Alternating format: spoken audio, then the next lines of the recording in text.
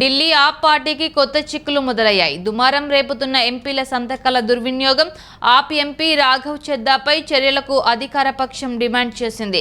చెద్దా అనుసరించిన తీరును తప్పుపడుతున్నాయి విపక్ష కూటమి సభ్యులు. చెద్దా తీరుతో ఇబ్బందికర పరిస్థితి ఎదుర్కొంటోంది ఆప్.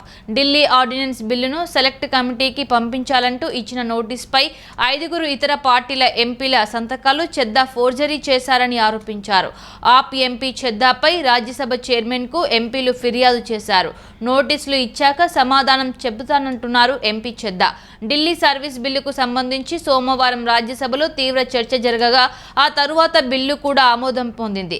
ఈ బిల్లును హమ్ ఆద్మీ పార్టీ తీవ్రంగా వ్యతిరేకించినప్పటికీ బిల్లు ఆమోదం పొందింది. అయితే ఈ చర్చ మధ్యలో హమ్ ఆద్మీ పార్టీ ఎంపీ రాఘవ్ చెద్దాపై కొందరు ఎంపీలు సంతకాలు ఫోర్జరీ చేయాలని కోరటంతో తీవ్ర ఆరోపణ జరిగింది. చర్చ సందర్భంగా కూడా కేంద్ర హోంమంత్రి అమిత్ షా కూడా ఈ విషయాన్ని ప్రస్తావించి రాజ్యసభ చైర్మన్తో విచారణ జరిపించాలని డిమాండ్ చేశారు. వాస్తవానికి ఢిల్లీకి సంబంధించిన బిల్లును సెలెక్ట్ కమిటీకి పంపాలని సిఫారసు చేస్తూ రాఘవ్ చెద్దా సభలో ఒక తీర్మానాన్ని సమర్పించారు. ఈ మోషన్లో అతను కాకుండా మరో 4 ఎంపీలు సంతకాలు చేశారు. ప్రతిపాదిత సెలెక్ట్ కమిటీ ప్రస్తావన కూడా వచ్చింది. అయితే అటువంటి తీర్మానంపై తాము సంతకం చేయలేదని లేదా అంగీకరించలేదని తరువాత ఈ ఎంపీలు చెప్పారు. ఇందులో పేర్కొన్న 4 ఎంపీలు రాఘవ్ చెద్దాతో పాటు ఢిల్లీకి సంబంధించిన బిల్లు సెలెక్ట్ కమిటీలో కోన్యాక్, నరహరి అమీన్, సుధాంష్ త్రివేది, సస్మిత్ పాత్ర, ఎం తంబిదురులైన చేరినట్లు తెలిసింది. ఈ జాబితాలో నా పేరును రాఘవ్ చెద్దా తీసుకున్నారని, దాని గురించి ఆయన నాతో మాట్లాడలేదని, నేను ఎలాంటి సమ్మతి ఇవ్వలేదని బీజేపీ ఎంపీ నరహరి అమీన్ అన్నారు. రాఘవ్ చెద్దా చేసింది పూర్తిగా తప్పు. ఆయనతో పాటు ఇతర ఎంపీలు కూడా ఈ సమస్యపై విచారణ గురించి మాట్లాడారు. सर, ये बिल सिर्फ संविधान का और लोकतंत्र का अपमान नहीं है. ये बिल लाल कृष्ण आडवाणी जी का, अटल बिहारी वाजपेयी जी का, मदन लाल खुराना जी का, सुषमा स्वराज जी का, अरुण जेटली जी का, सबका अपमान करने का और उनके 40 साल के संघर्ष को मिट्टी में मिलाने का काम करता है. सर, मैं माननीय गृह मंत्री जी का बयान लोकसभा में सुन रहा था. उन्होंने कहा कि नेहरू जी ने, पंडित नेहरू ने ये बात रखी थी कि दिल्ली को पूर्ण राज्य का दर्जा नहीं मिलना चाहिए.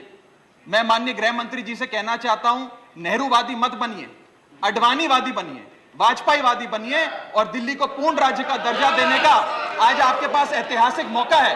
दिल्ली को पूर्ण राज्य का दर्जा दीजिए. सर, इस बिल को लाने का असल कारण क्या है? यह बिल क्यों लाया गया है? पिछले 25 साल में दिल्ली में 6 बार विधानसभा के चुनाव हुए. 6 के 6 चुनाव भारतीय जनता पार्टी बुरी तरीके से हारी. यहां तक कि 2015 और 20 में आजाद भारत के इतिहास की सबसे बड़े जनादेश की सरकार अरविंद केजरीवाल ने दिल्ली में बनाई. क्योंकि ये पिछले 25 साल चुनाव नहीं जीत पाए और अरविंद केजरीवाल और आम आदमी पार्टी के आने के बाद ये जानते हैं कि अगले 25 साल भी ये लोग चुनाव नहीं जीत पाएंगे, तो सरकार को नष्ट करने का काम कर रहे हैं.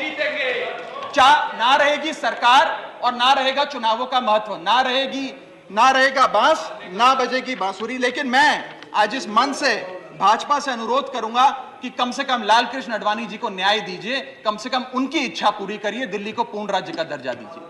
सर, मेरा दूसरा भाग कि कैसे ये बिल एक संवैधानिक पाप है. सर, पहली चीज, ये abuse of ordinance making powers है, आर्टिकल 123 जो संविधान का देता है. संविधान ये कहता है, और वाईवी चंद्रचूड़ साहब का AK Roy versus union of India एक बड़ा महत्वपूर्ण लैंडमार्क जजमेंट है, जिसने कहा कि ऑर्डिनेंसेस सिर्फ आपातकालीन और विषम परिस्थितियों में लाए जाएंगे. ऐसी कौन सी आपातकालीन और विषम परिस्थितियां आ गई कि आपको सुप्रीम कोर्ट के फैसले को 8 दिन के भीतर बदलना पड़ गया? दूसरा सर, देखिए